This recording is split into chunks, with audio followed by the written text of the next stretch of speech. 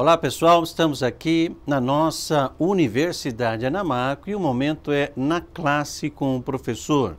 E o professor é Joaquim Ramalho. O momento de hoje é muito importante para falarmos de ferramenta para tomar a decisão. Mas que ferramenta é essa? A ferramenta que nós vamos estar trabalhando é a ferramenta de finanças, tão importante para o nosso dia a dia e na gestão do fluxo financeiro para possíveis tomadas de decisão. Finanças faz parte de todo o contexto independente do porte da empresa. Vejamos também que a nossa metodologia é levar o que nós discutimos aqui para o seu dia a dia de forma bem prática e objetiva.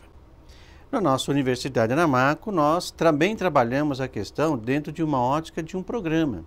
E o programa aqui vamos falar do ciclo de caixa, vamos falar da alavancagem, que é perceber na nossa empresa se vender mais é ganhar mais. E uma outra ferramenta muito importante que é chamada de fator K. O fator K é que vai sinalizar, indicar qual o produto que realmente faz acontecer o resultado da nossa empresa. É assim que nós queremos conversar com cada um de vocês aí. Olha para mim. Vamos lá. Na forma de avaliação e aí de forma bem prática e objetiva, é importante que na aplicabilidade dos nossos programas na empresa possamos perceber esse e acompanhar das ferramentas e assim sinalizarmos momentos de melhoria na gestão de caixa do dia a dia. Assim, e também, apresentamos uma bibliografia que no final de cada módulo você possa consultar na sua biblioteca os pontos que estaremos discutindo aqui no nosso dia a dia. É assim que nós falamos na classe com o professor. Vejamos. Os objetivos de nós falarmos em finanças trata e nos remete a uma reflexão, tais quais pensarmos em maximizar o lucro e maximizar a riqueza.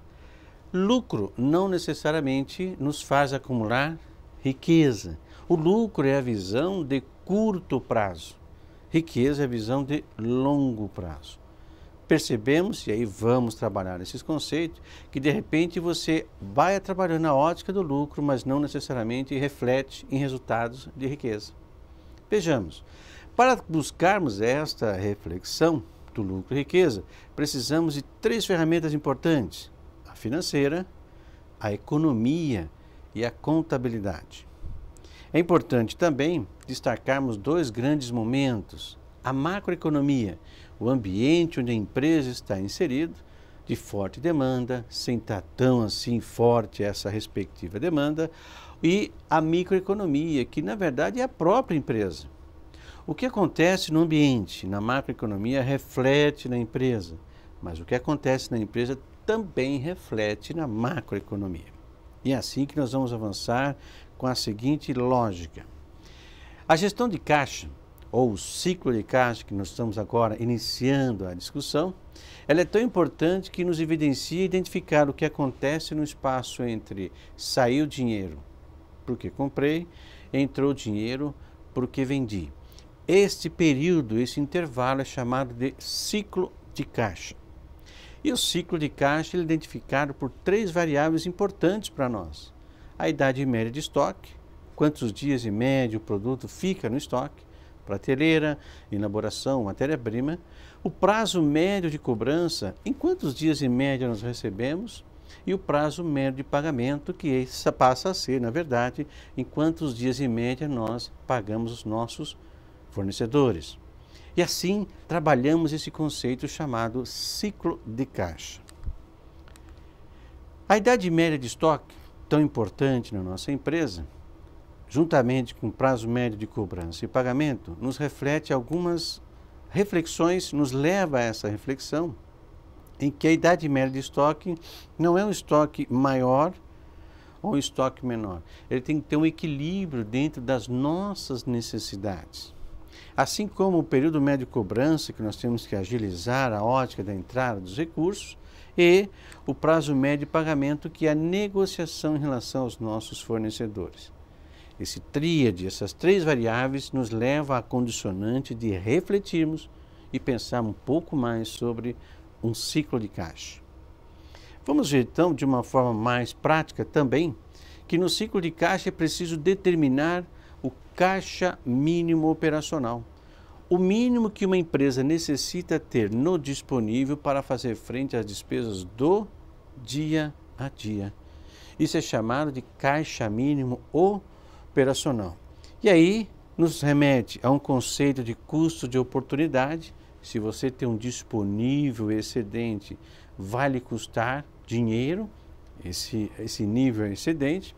Assim também como trabalharmos uma estratégia da administração de caixa na nossa empresa. Vejamos. De forma na prática, já em números, identificamos no nosso quadro agora a seguinte gestão de caixa. A nossa empresa tem uma idade média de 50 dias.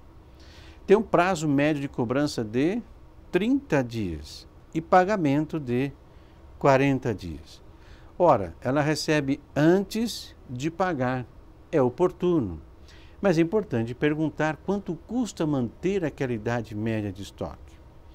No ciclo de caixa, nós vamos identificar que, pela ótica da forma, é que 50 da idade média de estoque, mais 30 do recebimentos, menos os 40 que nós falamos agora do prazo médio de pagamento, nos dá um ciclo de caixa de 40 dias.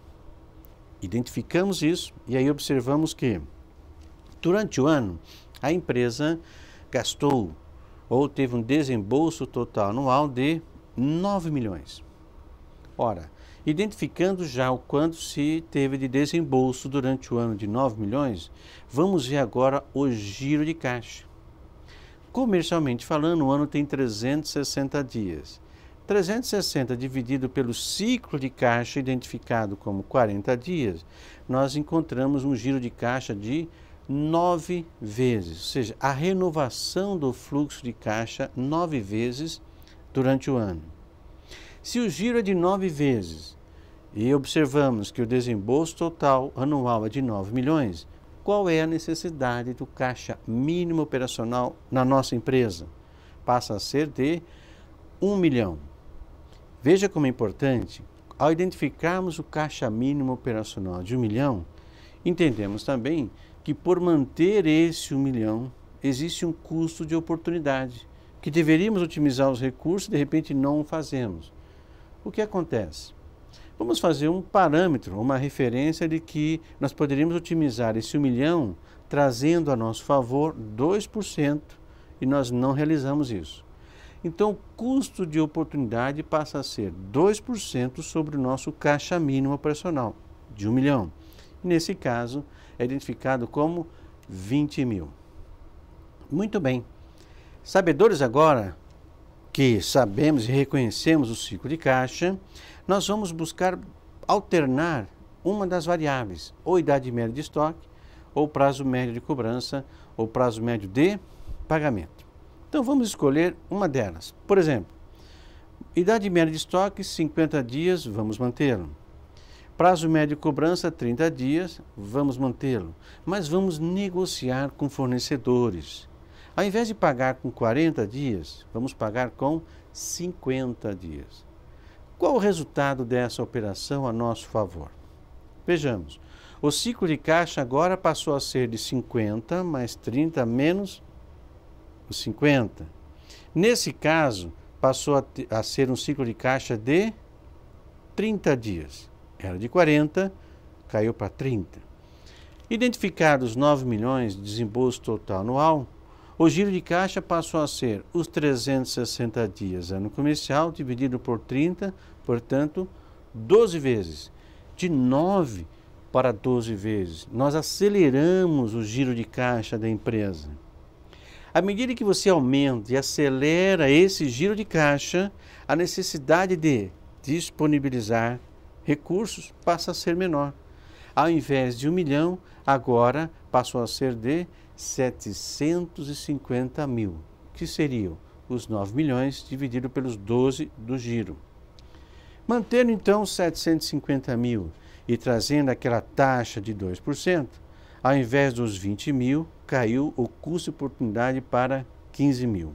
Ou seja, a habilidade de tratar com o fornecedor na ótica do prazo médio de pagamento, reduz de 20 para 15 mil o custo de oportunidade. É sabedor que não só uma variável poderá ter essa alternância, mas as 3 variáveis na nossa empresa: o estoque, cobrança e o pagamento. E reconhecendo que essas variáveis se alternam, o importante é esse sinalizador chamado custo de oportunidade. Olha para mim. Custo de oportunidade, no momento em que ele aumenta, significa que nós temos que rever prazo médio de pagamento, cobrança ou idade média de estoque, ou as 3 variáveis ao mesmo tempo. No momento em que o custo de oportunidade passa a ser maior, vamos rever processo. Se temos como objetivo reduzir o custo de oportunidade, sinalizo que as 3 variáveis estão em condicionantes a nosso favor. É assim que nós conversamos e queremos dar continuidade na nossa Universidade Aramaco, no momento na classe com o professor. A sequência então é ciclo de caixa.